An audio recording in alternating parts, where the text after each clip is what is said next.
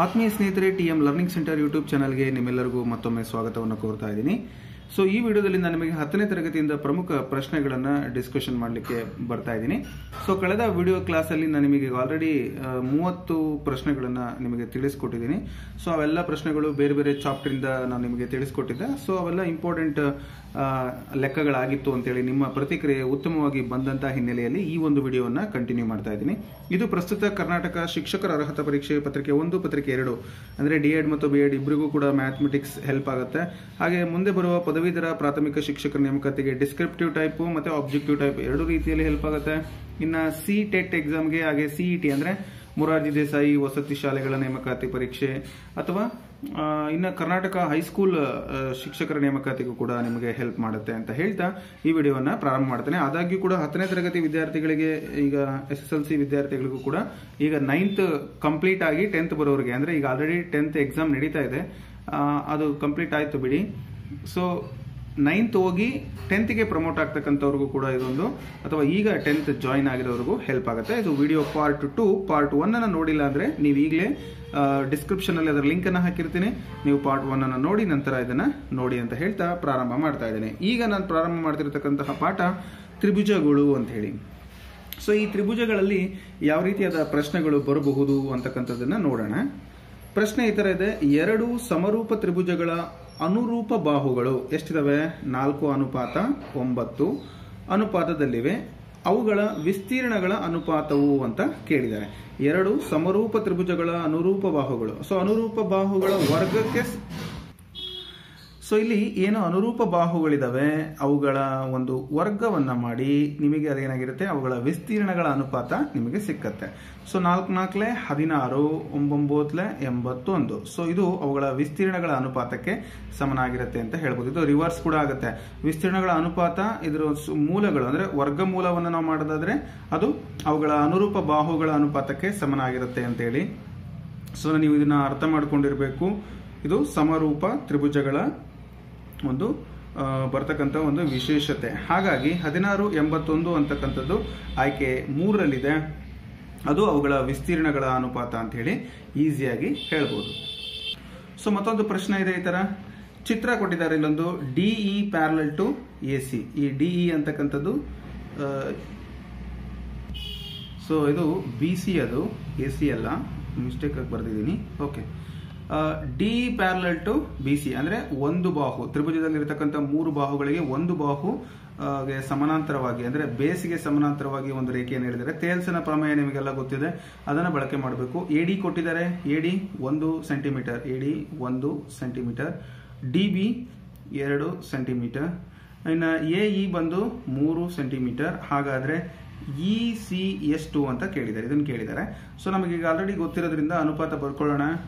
AD by DB equals AE by EC ಆಗತ್ತೆ. AD ಎಷ್ಟು? 1, ಇದು 2 ಇಸ್ ಈಕ್ವಲ್ ಟು AE ಅಂದ್ರೆ 3 EC. ಸೊ ಕ್ರಾಸ್ ಮಲ್ಟಿಪ್ಲೈ ಮಾಡಿ 2 3 6. So EC is equal to 6 centimetre ಬರುತ್ತೆ. ಗೊತ್ತಾಯ್ತಲ್ಲ ಹೇಗೆ ಅಂತ ಹೇಳ್ಬಿಟ್ಟು? ತುಂಬಾ ಸಿಂಪಲ್. ಆಪ್ಷನ್ ಡಿ ನಲ್ಲಿ ಆ ಉತ್ತರ ಇದೆ. ಹಾಗಾಗಿ ಆಪ್ಷನ್ ಡಿ ಇದಕ್ಕೆ ನೇರವಾದ ಸರಿಯಾದ ಉತ್ತರ ಆಗುತ್ತೆ. ಹಾಗೆ ಮುಂದಿನ ಲೆಕ್ಕವನ್ನು ನೋಡಿ. ಈ ಕೆಳಗಿನವುಗಳಲ್ಲಿ ಪೈಥಾಗೋರಿಯ ತ್ರಿವಳಿಗಳು ಯಾವುವು ಅಂತ ಕೇಳಿದ್ದಾರೆ. ಸೊ 3 6 5, 5 12 13. ಸೊ 3 6 5 ಟ್ರೈ ಮಾಡಿ. ಅದರಲ್ಲಿ 2 ಚಿಕ್ಕವನ್ನ ನೀವೇನ್ ಮಾಡಬೇಕು, ಮೊದಲು ಬರ್ಕೊಳ್ಬೇಕು. 3 square plus 5 square is equal to 6 square. 3 3 9, 5 5 25. So 6 36. So ಇದು ಈ ರೀತಿ ಬರ್ಕೊಂಡಾದ್ಮೇಲೆ ನೀವು ಸೊ ಇದನ್ನು ಆ್ಯಡ್ ಮಾಡಿದರೆ 34 is not equal to 36. So ಹಾಗಾಗಿ ಈ ಉತ್ತರ ಬರಲ್ಲ. ಸೊ ಇನ್ನೊಂದು ನೋಡಿ, 5 square plus 12 square is equal to 13 square. 5 5 25, 12 12 144, 13 169. So add ಮಾಡಿ ಈ ಕಡೆ. 4 5 4 9, 4 2 6 1 is equal to 169. So 169 equal to 169. ಹಾಗಾದ್ರೆ ಇದು ಪೈಥಾಗೋರಸ್ನ ತ್ರಿವಳಿಗಳ ಒಂದು ಸೂತ್ರವನ್ನ ಏನ್ ಮಾಡ್ತಾ ಇದೆ, ಸ್ಯಾಟಿಸ್ಫೈ ಮಾಡ್ತಾ ಇದೆ. ಸೊ ಆಪ್ಷನ್ ಬಿ ಇದಕ್ಕೆ ಸರಿಯಾದ ಉತ್ತರ ಆಗುತ್ತೆ. ಸೊ ತ್ರಿವಳಿಗಳನ್ನ ಹೇಗೆ ಕಂಡುಹಿಡಿಯೋದು ಅಂತ ಗೊತ್ತಾಯ್ತಲ್ಲ. ಎರಡು ದೊಡ್ಡದಿರೋದನ್ನ ನೀವು ವಿಕರಣ ಅಂತ ತಿಳ್ಕೋಬೇಕು, ಎರಡು ಚಿಕ್ಕವನ್ನ ನೀವು ಅವುಗಳ ವರ್ಗಗಳ ಮೊತ್ತವು ಆ ಒಂದು ವಿಕರಣದ ಮೊತ್ತಕ್ಕೆ ಸಮನಾಗಿರ್ಬೇಕು. ಇನ್ನೆರಡು ನಾವು ಕಂಡುಹಿಡಿಯುವಂತ ಅವಶ್ಯಕತೆ ಇಲ್ಲ, ಯಾಕೆಂದ್ರೆ ನಮಗೆ ಉತ್ತರ ಆಲ್ರೆಡಿ ಸಿಕ್ಕಿದೆ. ಸೊ ಮುಂದಿನ ಪ್ರಶ್ನೆ ನೋಡೋಣ. ಪ್ರಶ್ನೆ ಈ ತರ ಇದೆ, ಒಂದು ಲಂಬಕೋನ ತ್ರಿಭುಜ ಎ ಬಿ ಸಿ ಯಲ್ಲಿ ಸಿ ಕೋನ 90 ಡಿಗ್ರಿ ಕೊಟ್ಟಿದ್ದಾರೆ. ಈ ತ್ರಿಭುಜವನ್ನು ನೋಡಿ, ಸಿ ಕೋನ 90 ಡಿಗ್ರಿ ಕೊಟ್ಟಿದ್ದಾರೆ, ಎ ಬಿ 5 ಸೆಂಟಿಮೀಟರ್ ಕೊಟ್ಟಿದ್ದಾರೆ. ಓಕೆ, ಇದೇ ವಿಕರಣ ಅಂದ್ರೆ ಲಂಬಕೋನಕ್ಕೆ ಅಭಿಮುಖವಾಗಿರ್ತಕ್ಕಂಥದ್ದು. ಹಾಗೆ ಎ ಸಿ 4 ಸೆಂಟಿಮೀಟರ್ ಕೊಟ್ಟಿದ್ದಾರೆ. ಬಿ ಸಿ ಯ ಅಳತೆ ಕೇಳಿದ್ದಾರೆ, ಅಥವಾ ಸಿ ಬಿ ಅಥವಾ ಬಿ ಸಿ ಯಾವುದಾದ್ರೂ ಒಂದು. ಸೊ ನೀವು ಪೈಥಾಗೋರಸ್ನ ಥಿಯರಂ ಪ್ರಕಾರ ವಿಕರಣದ ಮೇಲಿನ ವರ್ಗವು ಉಳಿದೆರಡು ಬಾಹುಗಳ ವರ್ಗಗಳ ಮೊತ್ತಕ್ಕೆ ಸಮನಾಗಿರುತ್ತದೆ. So A B square is equal to A C square plus B C square. A B square ಅಂದ್ರೆ 5 square is equal to A C square ಅಂದ್ರೆ 4 square plus A B square, 4 square plus ಇದು ಕಂಡುಹಿಡಿಬೇಕು, B C square ಹಾಗೆ ಬರ್ಕೊಳ್ಳಿ. ನಮಗೆ B C square ಬೇಕು is equal to 25 ಆಗುತ್ತೆ. 5 5 25, ಇದು ಈ ಕಡೆ ಬಂದ್ರೆ ಮೈನಸ್ ಆಗುತ್ತೆ, 4 4 16 ಅಂದ್ರೆ 9 ಆಗುತ್ತೆ. ನಮಗೆ ಬಿ ಸಿ ಸ್ಕ್ವೇರ್ ಬೇಡ, ಬಿ ಸಿ ಬೇಕು. B C square is equal to 3 square ಅಂತ ಬರೀಬಹುದು. ಸ್ಕ್ವೇರ್ಗೂ ಇದಕ್ಕೂ ಕ್ಯಾನ್ಸಲ್ ಆದರೆ 3 ಸೆಂಟಿಮೀಟರ್ ಉತ್ತರ ಬರುತ್ತೆ. ಸೊ ಈ 3 ಸೆಂಟಿಮೀಟರ್ ಅಂತಕ್ಕಂಥದ್ದು ಆಪ್ಷನ್ ಬಿ ನಲ್ಲಿ ನಾವು ನೋಡಬಹುದು. ಸೊ ಈ ತರದ ಲೆಕ್ಕಗಳನ್ನು ನಿಮಗೆ ಪರೀಕ್ಷೆಯಲ್ಲಿ ಕೇಳಬಹುದು. ಪತ್ರಿಕೆ 1 ಅವರಿಗೆ ಬಹಳಷ್ಟು ಸೂಕ್ತವಾಗಿ ಇದು ಅರ್ಥ ಆಗಬೇಕು. ಇದನ್ನು ನಾವು ಬೇರೆ ಮೆಥಡ್ ಅಲ್ಲಿ ಕೂಡ ಈ ಲೆಕ್ಕವನ್ನ ಇದೇ ತರ ಕೊಡೋದಿಲ್ಲ. ಬೇರೆ ಯಾವ್ದಾದ್ರು ಒಂದು ಕಂಬ, ಅದಕ್ಕೆ ಒಂದು ಏಣಿ ಹಾಕಿರ್ತಾರೆ. ಸೊ ಇಲ್ಲಿಂದ ಇಲ್ಲಿವರೆಗೂ ಎಷ್ಟು ದೂರ ಇದೆ ಅಂತ ಕೇಳ್ಬಿಡ್ತಾರೆ ಪ್ರಶ್ನೆನ. ಸೊ ಮತ್ತೊಮ್ಮೆ ಪ್ರಶ್ನೆ ನಿಮಗೆ ಕ್ಲಿಯರ್ ಆಗಿ ಅರ್ಥ ಮಾಡಿಸ್ತೀನಿ. ಒಂದು ಗೋಡೆ ಇದೆ, ಗೋಡೆ ಎತ್ತರ 4 ಸೆಂಟಿಮೀಟರ್ ಅಥವಾ 4 ಅಡಿ ಇದೆ. ಸೊ ಅದಕ್ಕೆ ಒಂದು ಏಣಿಯನ್ನ ಹಾಕಲಾಗಿದೆ, 5 ಅಡಿ ಎತ್ತರದ ಒಂದು ಏಣಿಯನ್ನ ತುದಿಯವರೆಗೆ ಹಾಕಲಾಗಿದೆ. ಹಾಗಾದ್ರೆ ಗೋಡೆಯ ಪಾದದಿಂದ ಈ ಒಂದು ಏಣಿಯ ಕೆಳ ತುದಿಗೆ ಇರುವಂತ ದೂರ ಎಷ್ಟು ಅಂತ ಕೇಳ್ತಾರೆ. ಸೊ ಅವಾಗ ನೀವೇನ್ ಮಾಡಬೇಕು, ಪ್ರಶ್ನೆ ಈಸಿ ಅಲ್ವಾ, ಅದನ್ನ ಪೈಥಾಗೋರಸ್ನ ಥಿಯರಂ ಅಂತ ತಿಳ್ಕೊಂಡು ಮಾಡಬೇಕಾಗತ್ತೆ. ಸೊ ನೀವು ಇದನ್ನ ಈಸಿಯಾಗಿ ಕಂಡುಹಿಡಿಬೇಕಾಗತ್ತೆ. ಸೊ ಅದೇ ತರ ಮುಂದಿನ ಪ್ರಶ್ನೆಗೆ ಬರ್ತೀನಿ. ಪ್ರಶ್ನೆ ಈ ತರ ಇದೆ, ಅವಾಗಲೇ ನಿಮಗೆ ಮೊದಲನೇ ಪ್ರಶ್ನೆ ಏನ್ ತೋರಿಸಿದ್ದೆ ಅದೇ ತರದ ಪ್ರಶ್ನೆ ಇದು, ಅದರ ರಿವರ್ಸ್. ಎರಡು ಸಮರೂಪ ತ್ರಿಭುಜಗಳ ವಿಸ್ತೀರ್ಣಗಳು 81:16, ಅವುಗಳ ಅನುರೂಪ ಬಾಹುಗಳ ವರ್ಗಗಳ ಅನುಪಾತ ಯಾವುದು ಅಂತ. ಸೊ ಇವನ್ನ ಬರ್ಕೊಳ್ಳಿ. ರಿವರ್ಸ್ ನಾನು ಆಗಲೇ ಹೇಳಿದೆ, 81 ಅಂದ್ರೆ 9 81, 4 4 16. ಸೊ ಇದು ಅವುಗಳ ಅನುರೂಪ ಬಾಹುಗಳ ಒಂದು ಅನುಪಾತ ಆಗಿರುತ್ತೆ, 9:4. ಹಾಗಾಗಿ ಆಯ್ಕೆ 3 ಇದಕ್ಕೆ ಸರಿಯಾದ ಉತ್ತರ. ಗೊತ್ತಾಯ್ತಲ್ಲ, ಮೊದಲನೇ ಪ್ರಶ್ನೆ ಏನಿತ್ತು ಅದರ ಇನ್ನೊಂದ್ಸರಿ ನಿಮ್ಗೆ ನೋಡಿಬೇಕಾದ್ರೆ ಅಲ್ಲಿದ್ದಂತಹ ಪ್ರಶ್ನೆ ಇದು ರಿವರ್ಸ್ ಕ್ವಶನ್ ಆಗಿದೆ. ಎರಡು ಸಮರೂಪ ತ್ರಿಭುಜಗಳ ಅನುರೂಪ ಬಾಹುಗಳು 4:9 ಅನುಪಾತದಲ್ಲಿವೆ. ಅವುಗಳ ವಿಸ್ತೀರ್ಣಗಳ ಅನುಪಾತ ಕೇಳಿದರೆ, ಸೊ ಅವುಗಳನ್ನ ನೀವು ವರ್ಗ ಮಾಡಿದ್ರೆ ವಿಸ್ತೀರ್ಣಗಳ ಅನುಪಾತ ಸಿಗುತ್ತೆ. ಅದನ್ನು ವರ್ಗಮೂಲ ಮಾಡಿದ್ರೆ ಅವುಗಳ ಬಾಹುಗಳ ಅನುಪಾತ ನಿಮಗೆ ಸಿಕ್ಕತ್ತೆ. ಸೊ ಮುಂದಿನ ಪ್ರಶ್ನೆ, ಒಂದು ಲಂಬಕೋನ ತ್ರಿಭುಜ ಎ ಬಿ ಸಿ ಯಲ್ಲಿ A B is equal to 10 centimetre, B C is equal to 8 centimetre, A C is equal to 6 centimetre ಆದಾಗ ಲಂಬಕೋನವಿರುವ ಶೃಂಗ ಯಾವುದು ಅಂತ ಕೇಳಿದ್ದಾರೆ. ಸೊ ನೀವೊಂದು ಲಂಬಕೋನ ತ್ರಿಭುಜವನ್ನ ಹಾಕೊಳ್ಳಿ, ಓಕೆನಾ. ಈ ತರ ಮೈನ್ ನಿಮಗೆ ಬೇಕಾಗಿರ್ತಕ್ಕಂಥದ್ದು ಎ ಬಿ ಸಿ ತ್ರಿಭುಜ. ಎ ಬಿ 10 ಸೆಂಟಿಮೀಟರ್, 10 8 6 ಅಂತ ಇದೆ. ಸೊ ಇದು ದೊಡ್ಡದು 10 ಸೆಂಟಿಮೀಟರ್, ಅದೇ ವಿಕರಣ ಅಂತ ಕರಿತೀವಿ. ಅದೇನಾಗಿರುತ್ತೆ, ಎ ಬಿ ಆಗಿರುತ್ತೆ. ಉಳಿದಿದ್ದು ಸಿ ಇಲ್ಲಿ ಬರುತ್ತೆ ನೋಡಿ. ಬಿ ಸಿ ಎಷ್ಟಿದೆ, 8 ಸೆಂಟಿಮೀಟರ್ ಇದೆ, ಇನ್ನೊಂದು 6 ಸೆಂಟಿಮೀಟರ್ ಇದೆ. ಅಲ್ಲಿ ಏನ್ ಕೇಳಿದಾರೆ ಅವರು, ನಾನು ಈ ತ್ರಿಭುಜ ರಚನೆ ಮಾಡಿಬಿಟ್ಟಿದ್ದೀನಿ. ಸೊ ನೀವೇನ್ ಅದು ಕಚ್ಚಾ ಚಿತ್ರ ಹಾಕೊಳ್ಳಿ, ಸ್ಕೇಲ್ ಇಟ್ಕೊಂಡು ಹಾಕ್ಲೇಬೇಕು ಅಂತ ಏನಿಲ್ಲ. ಅವ್ರೇನ್ ಕೇಳಿದರೆ ಲಂಬಕೋನವಿರುವ ಶೃಂಗ ಯಾವುದು. ಎ ಮತ್ತು ಬಿ ಆಗ್ಲಿಕ್ಕೆ ಸಾಧ್ಯನೇ ಇಲ್ಲ, ಯಾಕೆ ಅಂದ್ರೆ ಅದು ವಿಕರಣ ಆಗುತ್ತೆ. ವಿಕರಣದ ಬಾಹು ಲಂಬಕೋನ ತ್ರಿಭುಜಕ್ಕೆ ಅಭಿಮುಖವಾಗಿರೋದ್ರಿಂದ ಈ ಬಾಹು 90 ಡಿಗ್ರಿ ಇರುತ್ತೆ. ಅಂದ್ರೆ ಅರ್ಥ ಸಿ. ಗೊತ್ತಾಯ್ತಲ್ಲ, ಲಂಬಕೋನ ತ್ರಿಭುಜದಲ್ಲಿ ಎ ಬಿ ಸಿ ತ್ರಿಭುಜದಲ್ಲಿ ನಾವು ಲಂಬಕೋನ ಶೃಂಗ ಯಾವುದು, ಸಿ ಅಂತ ಹೇಳಿ ಹೇಳ್ಬೋದು. ಗೊತ್ತಾಯ್ತಲ್ಲ ಹೇಗೆ ಅಂತ ಹೇಳ್ಬಿಟ್ಟು. ಸೊ ನೆಕ್ಸ್ಟ್ ಮುಂದಿನ ಪ್ರಶ್ನೆ, ಚಿತ್ರದಲ್ಲಿ ಅನುರೂಪ ಕೋನಗಳು ಯಾವ್ಯಾವು ಅಂತ ಕೇಳಿದ್ದಾರೆ. ಎ ಸಿ ನೋಡೋಣ, ಈಗ ಬಂದ್ರೆ ನೋಡಿ ಇದು ಮತ್ತೆ ಇದು. ಸೊ ಡಿ ಬರಬೇಕು, ಎ ಡಿ ಬರಬೇಕು. ಎ ಸಿ ಅಂತ ಇದೆ, ಬರಲ್ಲ. ಸೊ ಎ ಬಿ ಅಂತ ಇದೆ, ಎ ಬಿ ಪಕ್ಕ ಇರೋ ಅನುರೂಪ ಕೋನಗಳಾಗಲಿಕ್ಕೆ ಸಾಧ್ಯನೇ ಇಲ್ಲ. ಡಿ ಮತ್ತೆ ಬಿ, ಡಿ ಬಿ ಇವು ಕೂಡ ಆಗಲ್ಲ. ಇನ್ನು ಉಳಿದಂತೆ ಎ ಡಿ ಆಗ್ಲೇ ಹೇಳಿದೆ ನಾನು ನೋಡಿ, ಇದು ಝೆಡ್ ಶೇಪ್ ಬರುತ್ತೆ. A B parallel to C D ಆದಾಗ ಈ ಲೈನ್ ಏನಾಗುತ್ತೆ, ಸೊ ಇವೆರಡು ಕೋನಗಳನ್ನು ಒಂದೇ ಮಾಡುತ್ತೆ. ಸೊ ಅನುರೂಪ ಕೋನಗಳು ಅಂತೇಳಿ ಕರಿತೀವಿ. ಸೊ ಎ ಮತ್ತು ಡಿ ಇದಕ್ಕೆ ಸರಿಯಾದ ಉತ್ತರ.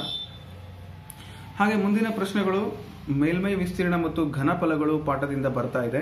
ಸೊ ಏನೇನು ಕೇಳ್ಬೋದು ಇದರಲ್ಲಿ, ಒಂದು ಅಂಕಕ್ಕೆ ಅಥವಾ ನಿಮಗೆ ಮಲ್ಟಿಪಲ್ ಚಾಯ್ಸ್ಗೆ. ಮಲ್ಟಿಪಲ್ ಚಾಯ್ಸ್ ಅನ್ನು ಕೊಟ್ಟು ನಿಮ್ಗೆ ಕನ್ಫ್ಯೂಸ್ ಮಾಡೋದಿಲ್ಲ, ನಾನು ನೇರವಾಗಿ ಉತ್ತರಗಳನ್ನು ಹೇಳ್ತಾ ಹೋಗ್ತೀನಿ. ಮೇಲ್ಮೈ ವಿಸ್ತೀರ್ಣ ಮತ್ತು ಘನಫಲಗಳಲ್ಲಿ ಸೂತ್ರಗಳನ್ನು ಸಾಕಷ್ಟು ಕೇಳ್ತಾರೆ. ಆ ಸೂತ್ರಗಳು ಗೊತ್ತಿದ್ರೆ ನೀವು ಲೆಕ್ಕವನ್ನು ಬಿಡಿಸಬಹುದು, ಅಥವಾ ಇಲ್ಲಿರ್ತಕ್ಕಂಥದ್ದು ಸೂತ್ರಗಳಲ್ಲಿ ಇರ್ತಕ್ಕಂಥ ಕೆಲವೊಂದು ಅಂಶಗಳನ್ನು ಕೊಟ್ಟು ಲೆಕ್ಕವನ್ನು ಕೂಡ ಕೇಳಬಹುದು. ಸೊ ನಾವು ಆದಾಗ್ಯೂ ಸೂತ್ರಗಳನ್ನು ಒಂದ್ಸರಿ ಪುನರ್ಮನನ ಮಾಡ್ಕೊಳ್ಳೋಣ. ಸಿಲಿಂಡರ್ನ ಪೂರ್ಣ ಮೇಲ್ಮೈ ವಿಸ್ತೀರ್ಣವನ್ನು ಕಂಡುಹಿಡಿಯುವ ಸೂತ್ರ. ಸಿಲಿಂಡರ್ನ ಪೂರ್ಣ ಮೇಲ್ಮೈ ವಿಸ್ತೀರ್ಣ ನೋಡಿ, A is equal to 2πr h plus R ಅಂತ ಹೇಳಿ. ಇದು A is equal to 2πr into h plus R. So ಇದು ಸಿಲಿಂಡರ್ನ ಪೂರ್ಣ ಮೇಲ್ಮೈ ವಿಸ್ತೀರ್ಣ. ಶಂಕುವಿನ ಘನಫಲ volume is equal to V is equal to 1/3πr²h. ಶಂಕುವಿನ ಘನಫಲ πr²h. ಇನ್ನು ಭಿನ್ನಕದ ಮೇಲ್ಮೈ ವಿಸ್ತೀರ್ಣ ಸಾಕಷ್ಟು ಕಳೆದ GPSTR ಅಲ್ಲಿ ಪ್ರಶ್ನೆ ಇತ್ತು. A is equal to π into r1 plus r2 into L. ನೋಡಿ, A is equal to π into r1 plus r2 into L. πrl ಅಂತ ಇದೆಯಲ್ಲ, ಆರ್ ಬದಲಿಗೆ ಇಲ್ಲಿ r1 ಪ್ಲಸ್ r2 ಅಂತ ಆಗುತ್ತೆ. ಓಕೆನಾ. ಇನ್ನು ಭಿನ್ನಕದ ಪೂರ್ಣ ಮೇಲ್ಮೈ, ಇದ್ರ ಜೊತೆಗೆ ಬೇಸ್ ಎರಡೂ ಇರ್ತವೆ, ಮೇಲೆ ಮತ್ತು ಕೆಳಗೆ. ಸಿಲಿಂಡರ್ನ ಅದನ್ನ ನೀವು ಕಂಡುಹಿಡಿಯಬೇಕಾದ್ರೆ πr² plus πr1² plus πr2² ಆಗಿರುತ್ತೆ. ಸೊ ಇವೆರಡನ್ನು ಅದಕ್ಕೆ ಆಡ್ ಮಾಡಬೇಕು. ಇದು ಭಿನ್ನಕದ ಪೂರ್ಣ ಮೇಲ್ಮೈ ವಿಸ್ತೀರ್ಣ. ಓಕೆನಾ. ಸೊ ಮುಂದಿನ ಪ್ರಶ್ನೆ, ಶಂಕುವಿನ ಭಿನ್ನಕದ ಘನಫಲ ಕೇಳಿದ್ರೆ ಸೊ ಈ ತರ ಕೇಳ್ತಾರೆ. ಸೊ ಶಂಕುವಿನ ಘನಫಲ V is equal to 1/3πh into r1² plus r2² plus r1 into r2. ನೋಡಿ, ಇದು ಶಂಕುವಿನ ಭಿನ್ನಕದ ಘನಫಲ. ಹಾಗೆ ಆಯತಘನದ ಪೂರ್ಣ ಮೇಲ್ಮೈ ವಿಸ್ತೀರ್ಣ ಕೇಳಿದ್ರೆ A is equal to 2 into L B plus B H plus H L. ಇದು ನಿಮಗೆ ಎಲ್ಲರೂ ಗೊತ್ತಿದೆ ಇದು. ಸೊ ಎಲ್ ಅಂದ್ರೆ ಲೆಂತ್, ಬಿ ಅಂದ್ರೆ ಬ್ರೆಡ್ತ್, ಹೆಚ್ ಅಂದ್ರೆ ಹೈಟ್. ಸೊ ಇದು ಆಯತದ ಪೂರ್ಣ ಮೇಲ್ಮೈ ವಿಸ್ತೀರ್ಣ. ಇನ್ನು ಶಂಕುವಿನ ಪೂರ್ಣ ಮೇಲ್ಮೈ ವಿಸ್ತೀರ್ಣ A is equal to πr into L plus R ಅಂತ ಹೇಳಿ. ಇದು ಶಂಕುವಿನ ಪೂರ್ಣ ಮೇಲ್ಮೈ ವಿಸ್ತೀರ್ಣ. ಹಾಗೆ ಆಯತ ಘನದ ಪಾರ್ಶ್ವ ಮೇಲ್ಮೈ ವಿಸ್ತೀರ್ಣ ನಿಮ್ಮನ್ನೇನಾದರೂ ಕೇಳಿದ್ರೆ ಇವನ್ನೆಲ್ಲ ಬರೆದಿಟ್ಕೊಳ್ಳಿ, ಯಾವುದೇ ಸಂದರ್ಭದಲ್ಲಿ ನಿಮಗೆ ಇವು ಹೆಲ್ಪ್ ಆಗ್ತವೆ. A is equal to 2h into L plus B ಆಗುತ್ತೆ. ಇದು ಆಯತ ಘನದ ಪಾರ್ಶ್ವ ಮೇಲ್ಮೈ ವಿಸ್ತೀರ್ಣ. ಓಕೆನಾ. ಸೊ ಇದಿಷ್ಟು ಒಂದು ವಿಸ್ತೀರ್ಣ, ಮೇಲ್ಮೈ ವಿಸ್ತೀರ್ಣ ಮತ್ತು ಘನಫಲಗಳು ಪಾಠದ ಮೇಲೆ ಬಂದಿರತಕ್ಕಂಥ ಪ್ರಶ್ನೆಗಳು. ಹಾಗೆ ನಿರ್ದೇಶಾಂಕ ರೇಖಾಗಣಿತಕ್ಕೆ ಸಂಬಂಧಪಟ್ಟಂತೆ ಯಾವೆಲ್ಲ ಪ್ರಶ್ನೆಗಳು ಬರಬಹುದು ನೋಡೋಣ. ಮೂಲ ಬಿಂದು ಮತ್ತು ಪಿ ಬಿಂದು x, y ಗಳ ನಡುವಿನ ದೂರವನ್ನ ಕಂಡುಹಿಡಿಯುವ ಸೂತ್ರವನ್ನು ಬರೆಯಿರಿ ಅಂತ ಕೇಳಿದ್ರೆ ಡಿ ಇಸ್ ಈಕ್ವಲ್ ಟು ಮೂಲ ಬಿಂದು 0,0 ಆಗಿರುತ್ತೆ. ಸೊ ಅದನ್ನ x2 minus x1 whole square plus y2 minus y1 whole square. ಅಲ್ಲಿ 0 0 ಇರೋದ್ರಿಂದ ಬರೀ x² ಪ್ಲಸ್ y² ಆಗುತ್ತೆ. ಇದನ್ನ ನೆನ್ಪಿಟ್ಕೊಳ್ಬೇಕು ನೀವು. ಮೂಲದಿಂದ ಒಂದು ಬಿಂದುವಿಗೆ ನಾವು ಏನ್ ಮಾಡ್ತಾ ಇದೀವಿ, ನಡುವಿನ ದೂರವನ್ನು ಕಂಡುಹಿಡಿಯಲಿಕ್ಕೆ D is equal to √x² plus y². ಇದ್ರ ಮೇಲೆ ಲೆಕ್ಕ ಬರ್ತವೆ. ಮೂಲ ಬಿಂದುವಿನ ನಿರ್ದೇಶಾಂಕಗಳು ಯಾವ್ಯಾವು ಅಂತ ಕೇಳಿದ್ರೆ 0, 0, 0, 0. Okay, x Axis 0, y Axis 0 ಮಧ್ಯದಲ್ಲಿ ಇರುತ್ತೆ. ಇನ್ನು ಮೂಲ ಬಿಂದು ಮತ್ತು ಪಿ ಕೊಟ್ಟಿದ್ದಾರೆ 4, -3 ಇವುಗಳ ನಡುವಿನ ದೂರವನ್ನು ಕಂಡುಹಿಡಿಯಿರಿ ಅಂತ ಆಪ್ಷನ್ಸ್ ಕೊಟ್ಟಿದ್ದಾರೆ. ಸೊ ಆಪ್ಷನ್ಸ್ ಏನಾದರೂ ಇರಲಿ, ಮೂಲ ಬಿಂದುವಿನಿಂದ ಕಂಡುಹಿಡಿಯುವಂತಹ ದೂರ ನಮಗೆ ಗೊತ್ತಿದೆ √x² ಪ್ಲಸ್ y².